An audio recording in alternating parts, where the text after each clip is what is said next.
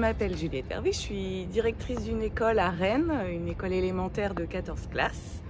Voilà, ça fait 20 ans que je suis à l'éducation nationale et ça fait 14 ans maintenant que je suis à l'école Marcel Pagnol, voilà, où j'ai une décharge complète de direction.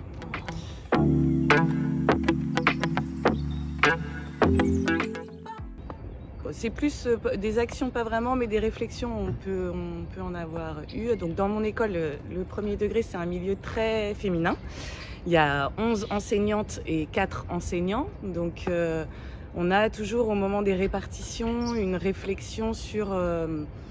pour faire en sorte qu'il y ait des enseignants dans tous les niveaux, y compris dans les petites classes, parce que c'est souvent les maîtres qui ont les classes de CM1, CM2, et donc à l'école on réfléchit aussi à mettre des maîtres en CP, voilà, et c'est le cas dans l'école.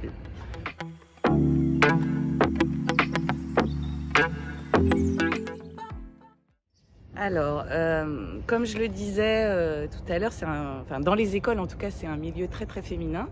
Et par contre, quand on va à la DSDEN, on voit beaucoup plus d'hommes sur des postes à responsabilité. Donc je pense que oui, ce qu'il faudrait, c'est encourager et accompagner les femmes vers des postes à responsabilité, on va dire, que ce soit direction, inspection, voilà.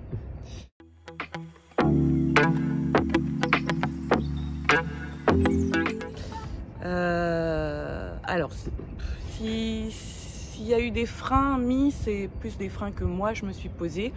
Par exemple, j'ai pas pris de responsabilité, j'ai d'autres responsabilités à part la direction d'école. L'année dernière, j'ai passé le CAFIPEMF et j'ai attendu que mes enfants soient dans le second degré pour le faire, quoi. C'est plus des freins personnels, on va dire, que je me suis posée.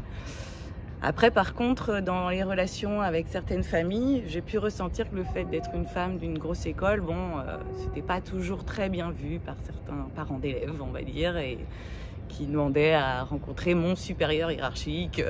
Ça a pu arriver quelquefois. Après, c'est pas un frein dans mon parcours.